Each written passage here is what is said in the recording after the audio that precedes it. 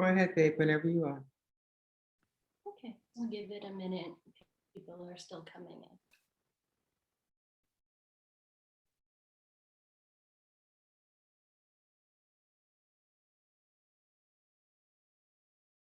And you have everything on mute, I assume, on your end right now, Kim?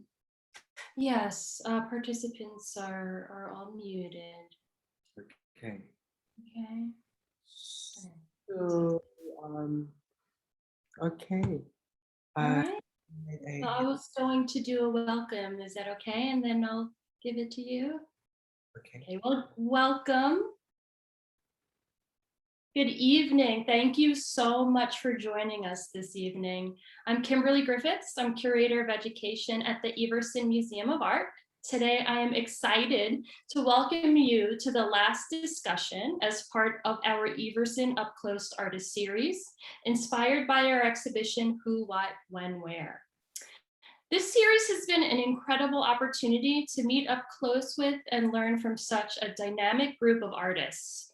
If you haven't had the opportunity to see the exhibition, there's still time. It closes on August 22nd, after which we'll be preparing for incredible new exhibitions, including Abstranded, Fiber, and Abstraction in Contemporary Art opening in September. There are many exciting things to come at the Everson. As I speak, construction is happening, making way for expanded exhibition space and an all-new restaurant. It's a very exciting time. In this evening's discussion, we welcome Carrie Mae Weems, whose work, Who, What, When, Where, was used as a framing device to explore how images are interpreted through the subjective lens of identity, place, and time, and the impact of personal perspective, lived experience, and belief systems that each viewer brings to bear. Through image and text, film and performance, Carrie Mae Weems, many convenings with individuals across a multitude of disciplines, Weems has created a complex body of work that centers on her overarching commitment to helping us better understand our present moment by examining our collective past. Weems has received a multitude of awards, grants, and fellowships. Major solo exhibitions have taken place across the nation. Ms. Weems is represented by Jack Shaneman Gallery and is currently artist in residence at the Park Avenue Armory and Syracuse University. Please help me welcome Carrie Mae Weems. Welcome, Carrie. Thank you, Kimberly. I am. Thank you. I'm so happy to be here. Of course, I have absolutely no idea who's out there. I have no idea who I'm speaking to in this virtual Zoom space. So I'm going to try to keep it short and to the point because I can't see any faces and I can't have any dialogue. But I thought that what I would try to do is to walk the audience, those of you who are with us, through a series of different projects and concerns. I've been working very much in the same way for any number of years. And I think in a lot of ways, really key to my method, key to my work is the way in which I work with other artists, the way that I collaborate with other artists and what other artists mean to me. And over the years, of course, I've done any number of convenings, conferences, concerts, performances. Indeed, just this past weekend here in the Hamptons at Robert Wilson's Watermill Center, which I hope you might look up if you don't know it, Watermill Center at Watermill, where the wonderful performance artist and designer, theater master has been really developing a place for artists in the world. I produced a project called Crossroads, a series, another performance lecture concert series that we just presented actually just this weekend. This idea of meeting at the crossroads of time and thinking about what that might mean became really an important source of an important organizing principle for myself, and I hope for the audience that participated as for the artist who actually participated in this project, Crossroads. You know, as I sort of think about this extraordinary moment in which we find ourselves, when we are all asking really deep and important questions about who we are, what we want to be in relationship to the world that we live in, or in relation to the world that we live in. Crossroads, and this idea of crossroads and meeting at the crossroads, for me, was an important concept. I thought that, you know, one of the things that I would share with you right off the bat is a project that I put together with Carl Hancock Rucks, another artist, writer, composer, poet, playwright, novelist, who I've been working with for a number of years now. And last year, just right around the time that John Lewis passed away, just right after John Lewis passed away, and after C.T. Vivian passed away, we were invited by Lincoln Center. Carl actually was invited by Lincoln Center to consider, to muse, to think about the work of both of these extraordinary men. And then Carl invited me to participate along with him. And we produced a piece called The Baptism. And what I'm going to show you now then is a clip from The Baptism that we presented last year at Lincoln Center.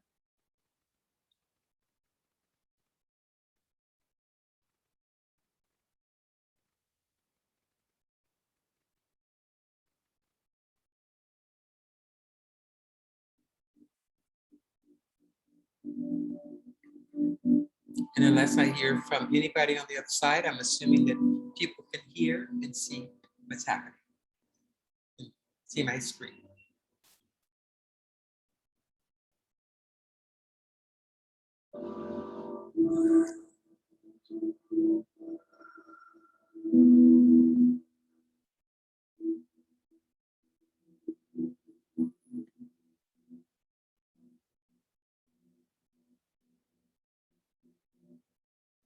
The farmer knows death is another stage of life. Nothing really dies. We transition like japonica, like quince. The bush blossoms in spring, but some winters buds early with a cold frost. New buds of japonica manifest another generation of flowers. There is a great parallel where one asks the japonica flowers, "Are you the same flowers that died in the frost? Or are you different flowers?" And the flowers reply, "We are not the same, and we are not different. When conditions are sufficient, we manifest. And when conditions are not, we go into hiding." It is as simple and it is as complicated as that. When conditions are sufficient, things manifest. When conditions are no longer sufficient, things withdraw. They wait until the moment is right to manifest again. We do not die. We are always becoming. We become air and molecules. As soon as blood circulation and respiration stops, excess carbon dioxide causes an acidic environment, causing membranes in cells to rupture. The membranes release enzymes that begin to nourish themselves on nutrient-rich cells. And these nourished enzymes become many gases of sulfur-containing compounds, and bacteria return to the earth. The microorganisms and bacteria produce an olfactory sense as organ, as muscle, as skin, liquefy.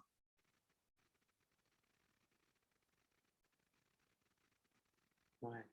Did I do something wrong here?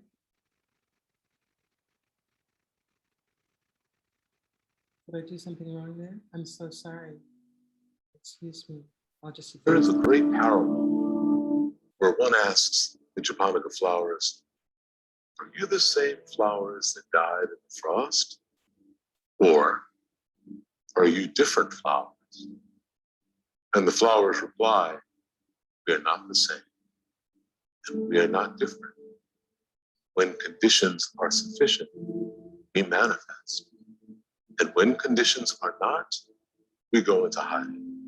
It is as simple and it is as complicated as that.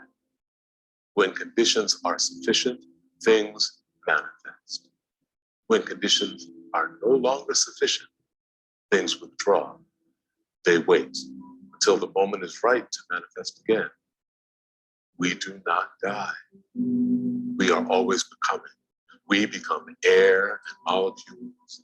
As soon as blood circulation and respiration stops, excess carbon dioxide causes an acidic environment, causing membranes in cells to rupture.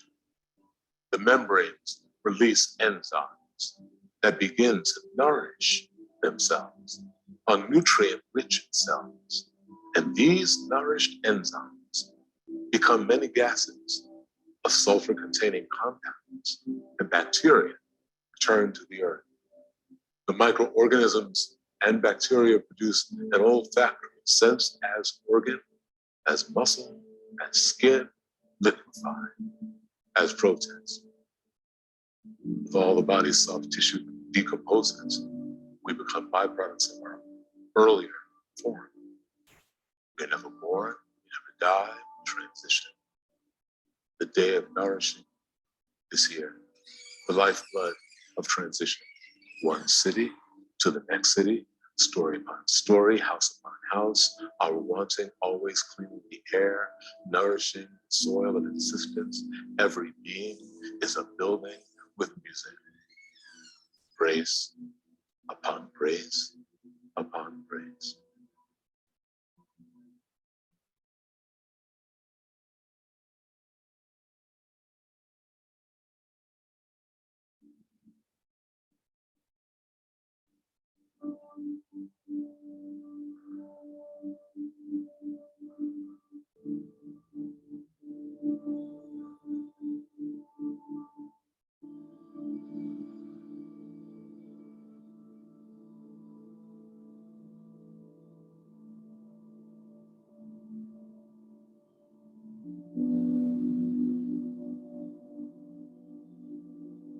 And now both hands baptized in blood. The sharecropper's son, the boy from Boonville. The first shall go, last shall come. Age comes, the body with it. Truth comes as itself, a dissembling of the thing, an entity of narrow precincts. Truth opens among ventured things, of blood in perfect light, excluding loneliness, finding company. Tenant farmers know about hands in soil and water on earth, know the lifespan of crops and what icebergs hanging over an Atacama means to the sky and all its balconies, vis-a-vis a higher place, a terrace, another room above, taking form, catching hold of the torch. I am not me, I am watching me, realized as two tall shadows sinking into the hardened earth. Not even the slightest trace of blue dust will tell of the descent of man. Our hours pass in the dim light of half-eaten moons, so long a journey, yet brief. After due time, we return again. If we nurture that which we have planted with great concentration, as a witness opposing fire. Farmers know the moisture of a night coat, quilted wet against translucent soil, the constant swelling of hands and feet, followed by complete consciousness. Planters, planting, plant. Builders build, build. Take a knee and baptize, imploring succor from the breast of God for a voice, a tongue, a language, a means of articulation. This soil, this civility, this right of man must be guarded until we die and are birthed again. This proclamation belongs to our walking and our wondering. Walk, walker, walk. Sing, singers, sing, even when the roads are bad and bridges are blocked and the city's gates locked against us. Be quick with your questions and slow with your answers as you approach the tilling of this field. You are its caretaker, inheriting an old Masonic hymn of migrants who compel thoughts. Fear not jail, nor knife, nor noose, because we are not alone in this music. It is an andantito, sung with four wind instruments and lutes. It is a flute, an oboe, a horn, a bassoon, all manner of stringed instruments coming from within our throats and the sound we produce. Cavatina for the mother of the dead lost to a mirror, cloaked in darkness and impenetrable misery.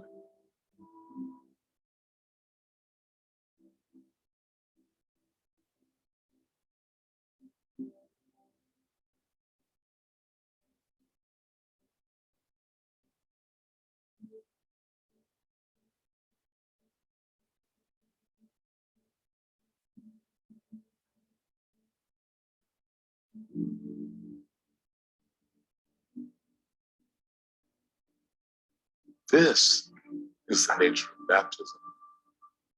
A thank you of water coming and with company, with the web of reason entangled to it. Nothing can be wasted. Artistic, cultural, and personal relationships to urbanity and regenerative architecture fosters intellectual, human, and financial capital in restoring and replenishing resources of a historical past, a sustainable present, and a wellspring of future opportunities. Think of these two men as one building. No building is wasted. Regenerative design thinks ahead, where architects must design the future, reverse the damage, and create a net positive impact on the environment at the macro scale of sight. Let the storm water run off the roof of your house and make your house stand beneath the ceiling of our responsibility. A place for permanent dreamers, a crop field for tenant farmers, tenants of their own land and winds. Remember them well, because they are over and over and never died. Almost clear now. Storm, winds resolving its fury. Sheer stop and light coming over, coming through the floodgates. 2 strokes of copper, arching of day spring, almost clear now. Keep on, clouds braiding over the moss basin, shaking the valley, glistening its illusions, everything washed, clean, soon, even the soot-stained air. Keep on, keep on, keep on, keep on, keep on, keep on, keep on.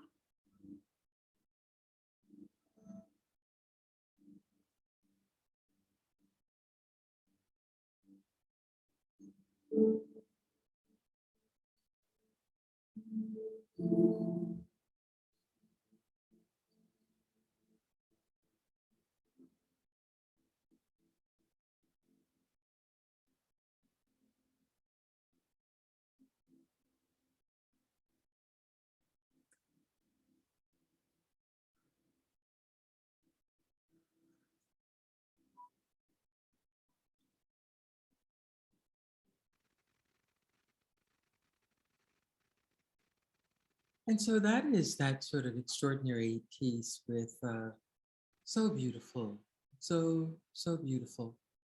You know, one of the things that I'm learning, and again, I must say that it is difficult for me to do this kind of a webinar when I have no sense of who I'm really speaking with. Um, but my sense of doing work, of figuring out, of negotiating how to build the image, how to build the response to language, to word, to poetry, to a life, has been deeply engaging and meaningful for me. That's something that I tussle with, that I question, I investigate again and again and again and again and again. And so with that, I think I'll sort of zip to the front of my presentation and show you just a little bit more work, ideas that I've been exploring. For a long time, of course, music has anchored me, and it continues to anchor me in a very profound and serious way. Most mornings, most normal mornings, I start my morning listening to a set of songs that have been important to my life, and they help me to negotiate aspects of my life. Whether I am working with ideas around Nina Simone or Frank Sinatra or Aretha Franklin or The Root or Beyonce or any number of artists, Nona Hendrix, uh, Jason Moran, DJ Iyer,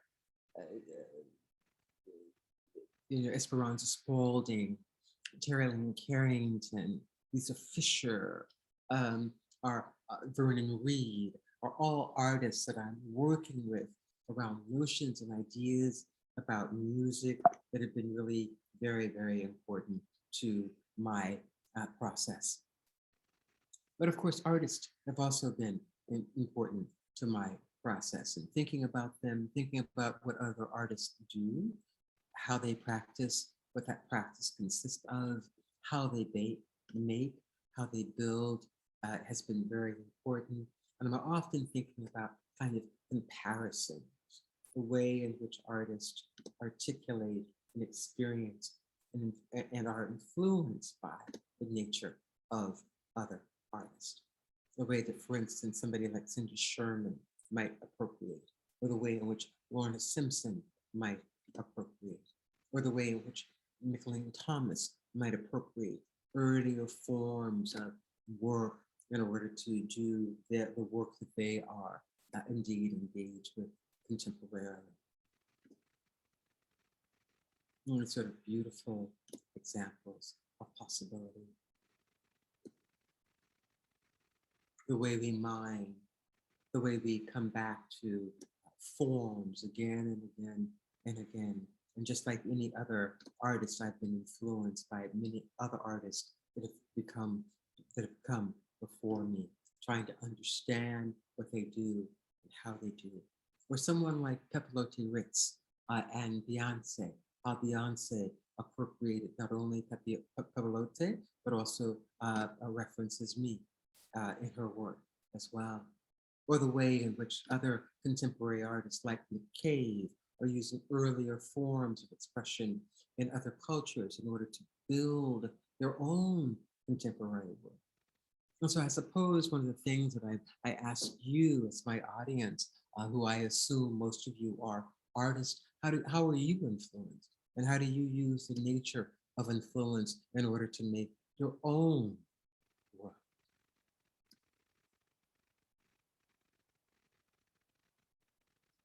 And it's been going on and on and on and on and on. It does not stop. We are all influenced, we are all touched in one way or another by other artists, by what other artists have done. And to that extent then, because I'm often interested in what other artists have done and how they make, how they consider, how they investigate, I put together any number of convenings with other artists to really sort of simply examine that fact. One of the great slow things. Now is the time, wonderful piece by Basquiat, the influence of quilt making on any number of contemporary artists, particularly not only women, but in large part a number of women, and the G's film quilters and their impact on contemporary art can't be overstated. One of my favorite artists of all times, Felix Gonzalez Torres, and his sort of development of using beads in order to address the crisis, the AIDS crisis in the 80s, in the early 90s. Extraordinary, extraordinary, extraordinary work. An artist that I sincerely miss. This idea of tiptoeing on eggshells, so beautifully illustrated.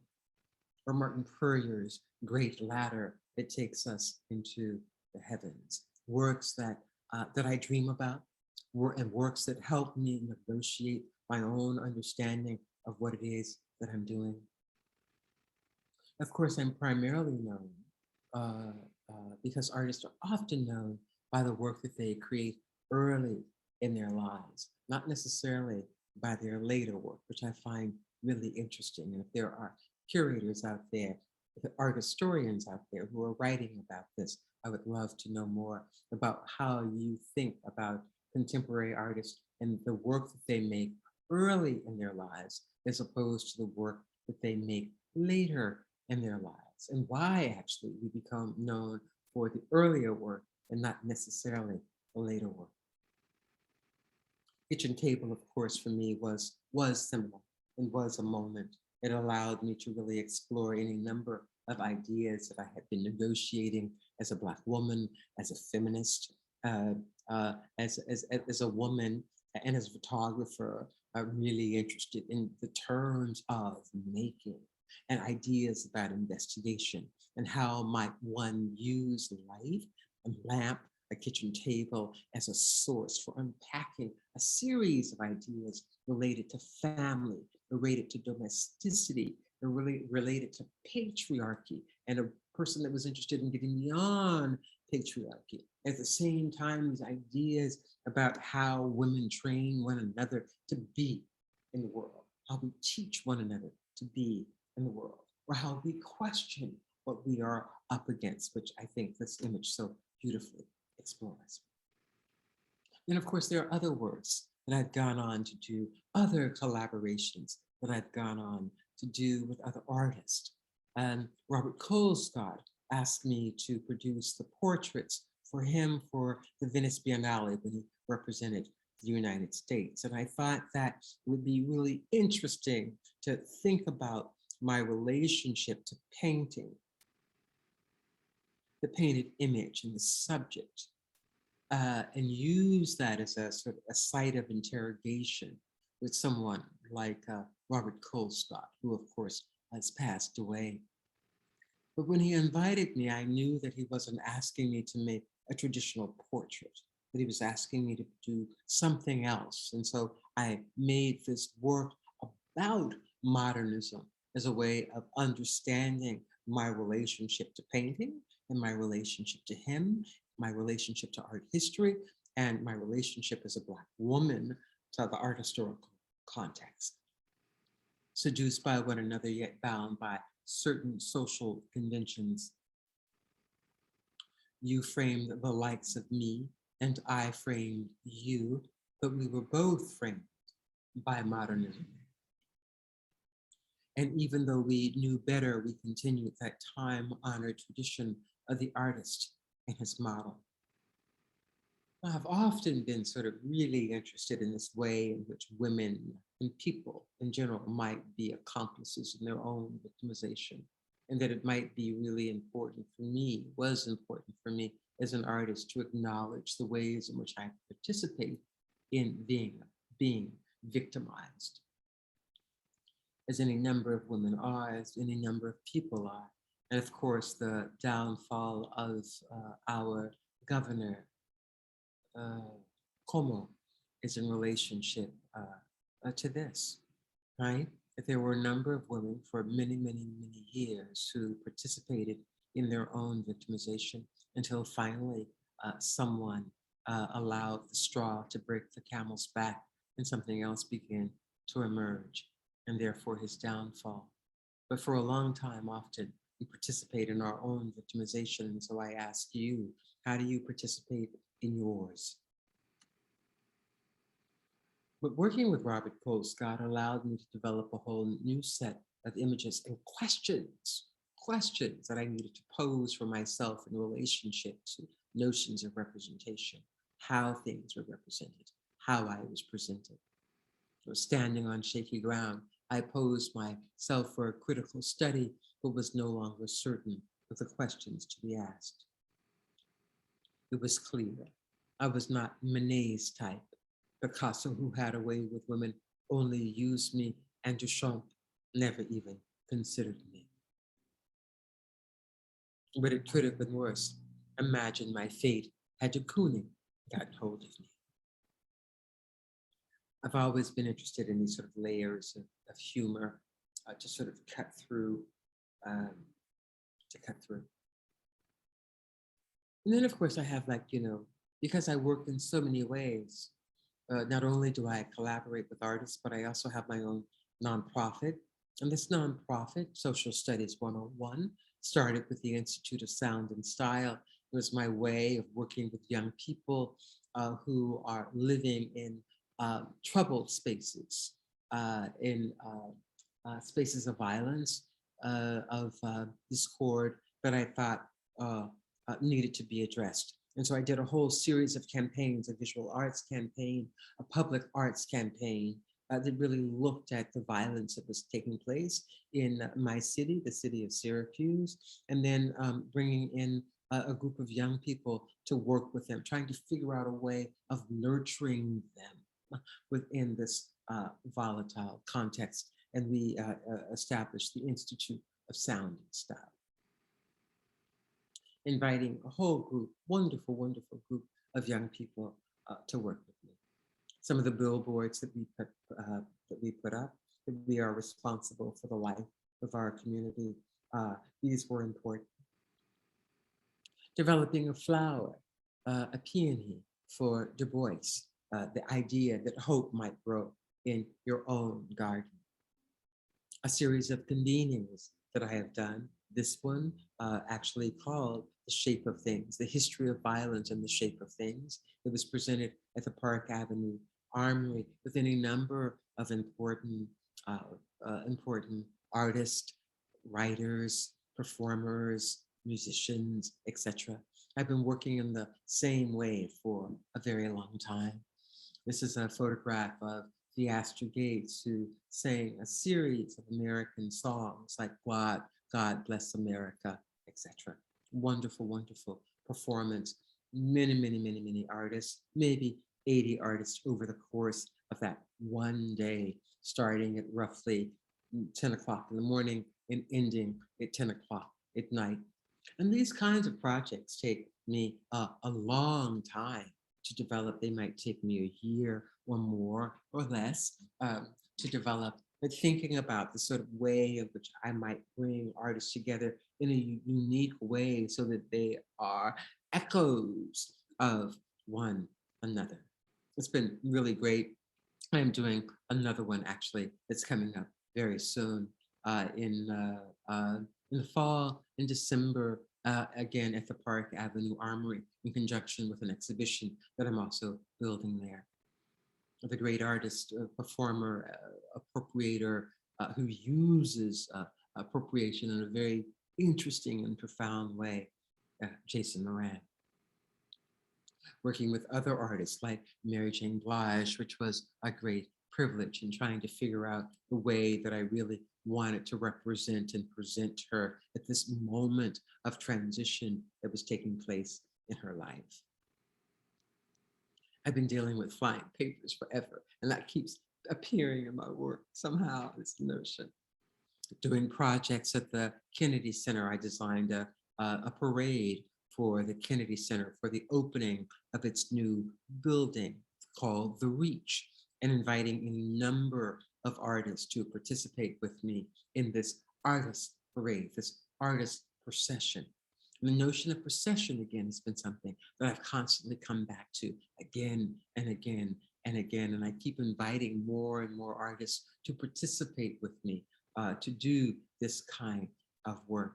It's been exhilarating, important, exciting, exhausting, and deeply rewarding. Welcome the future, welcome the artist, welcome the maker of things. It's ideas, creating the signage, it's creating the language, creating the gestures and the poetry that people might experience. It was really the Kennedy Center project was really quite an amazing one. And maybe I might do it one more time, because I'm really interested in the notion of procession, what procession means. And then how do you present other artists that you care about, who articulate through their own needs and their own measure their concerns.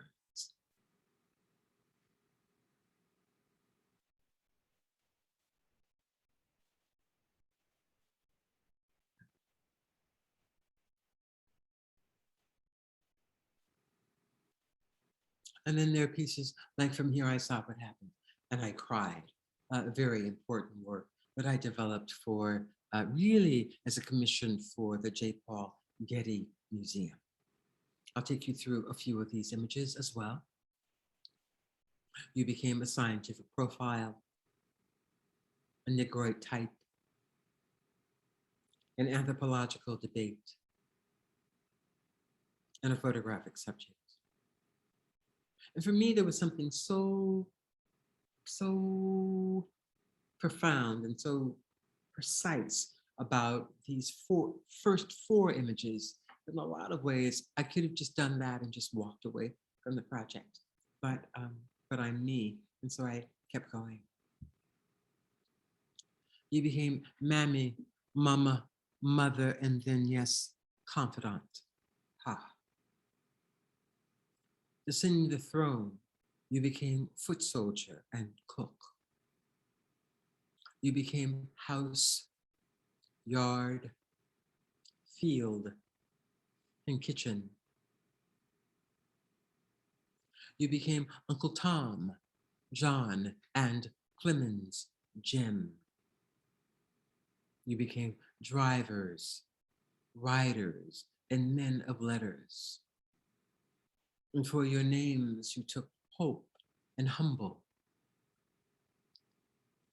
Black and tan, your whipped wind of change howled low, blowing itself smack in the middle of Ellington's orchestra. Billy heard it too and cried strange fruit tears. But your resistance was found in the food that you placed on the master's table. Ha. Born with a veil, you became root worker, juju mama, voodoo queen, voodoo doctor. Some said you were the spitting image of evil. You became playmate to the patriarch and its daughter.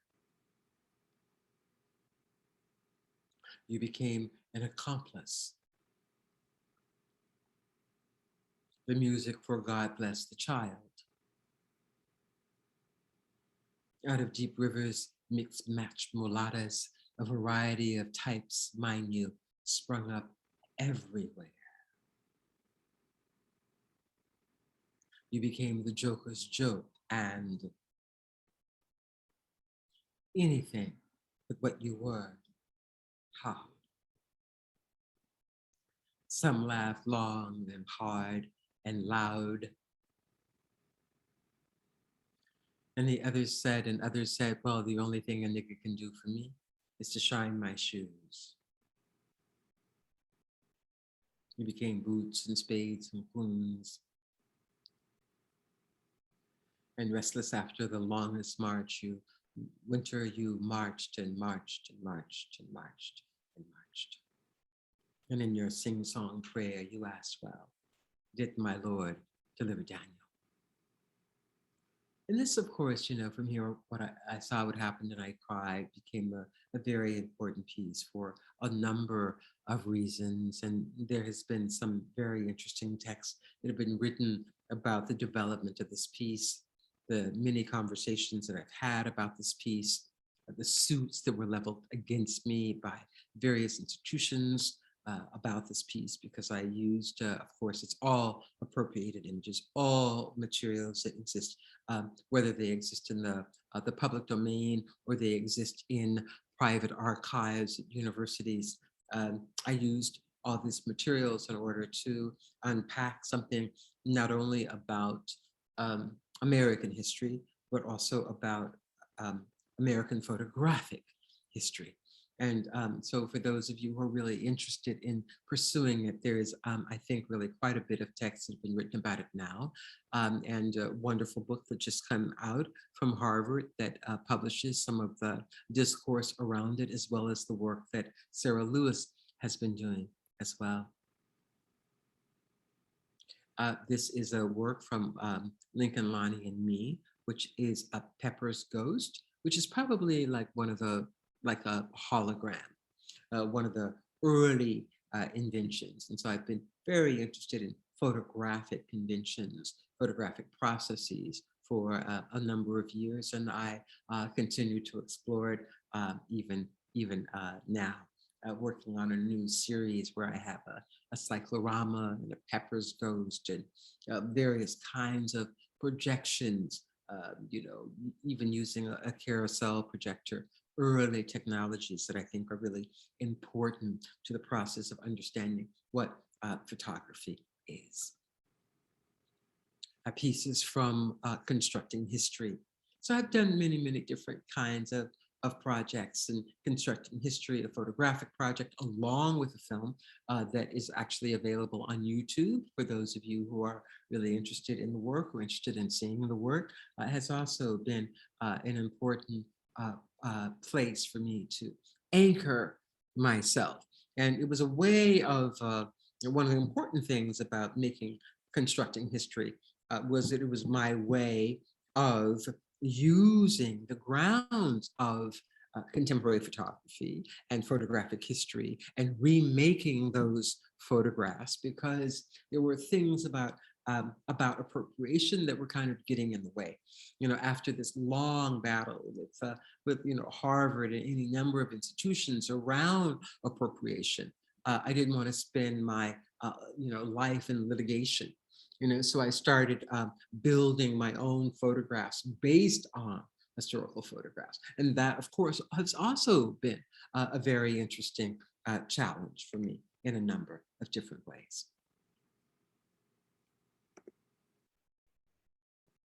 And colored people, these little jewels, African jewels and gems.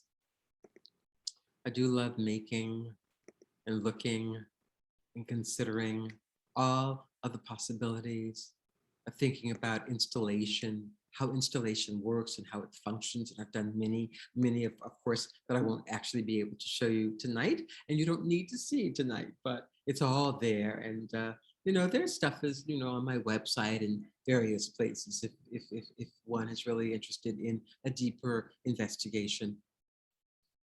A few years ago, I started thinking about what was going on in popular culture, the sort of shift that was taking place within TV culture and film culture, where suddenly, finally, after the desert, finally, there were starting to be television shows and TV shows that were anchored really around Black subjectivity. And I thought that it would be important to go to studio sites and film sites and so forth to begin to document this sort of shift that was taking place. And so I went to places like the film studios, television studios that were working with How to Get Away with Murder, with Empire, etc., and photographing myself within those sets.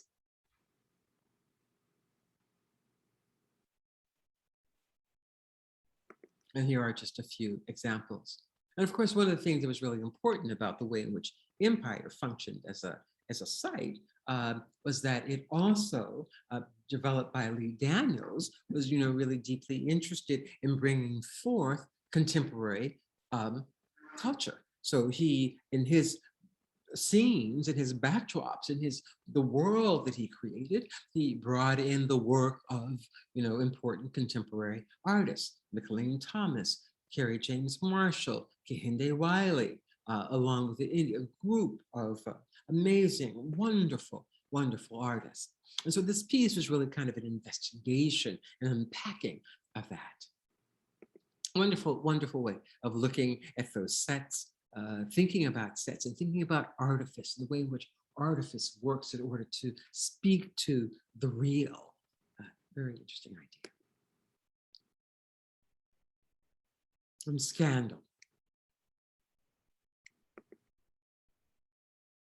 Studying the camera.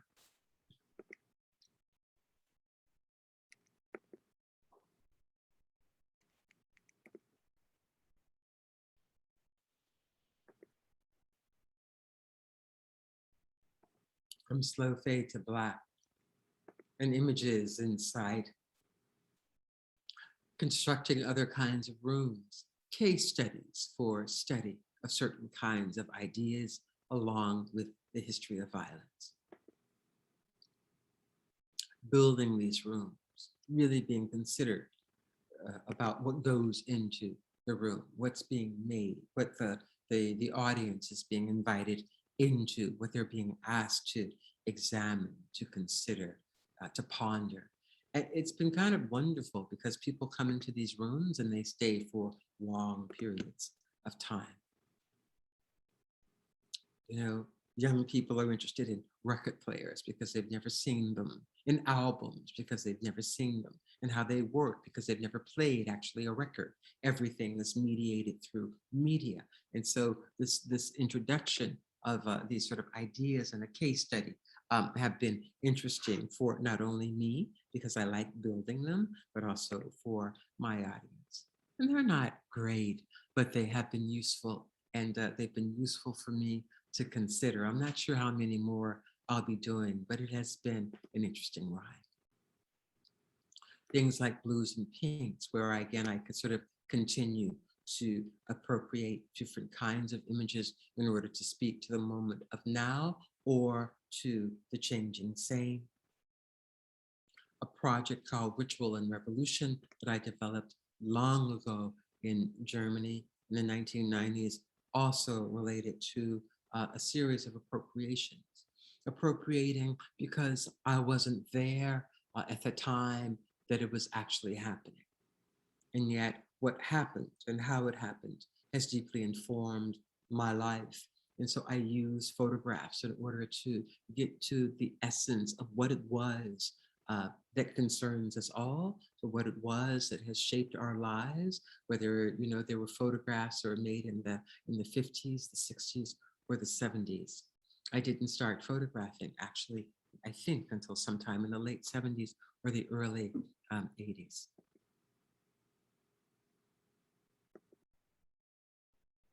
The Hampton Project, using cloth and text and language and music. This gives you a sense of the scale, this relationship between the African American and Native American subject, I thought needed to be unpacked in relationship to a specific institution like Williams College and or Hampton, which was a college which is an HBCTU, an HBU in Virginia.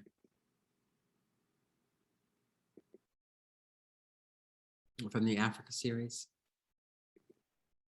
using sort of architecture in order to really sort of think about the structure of things. How architecture really informs us about who belongs in a space, about gender and roles of sexuality and architecture that's inscribed on the architecture itself. Well, I've come back to that theme again and again and again, also in the work, as I do in roaming, trying to understand something about that place, Rome, as a place and the power of Rome in our imagination.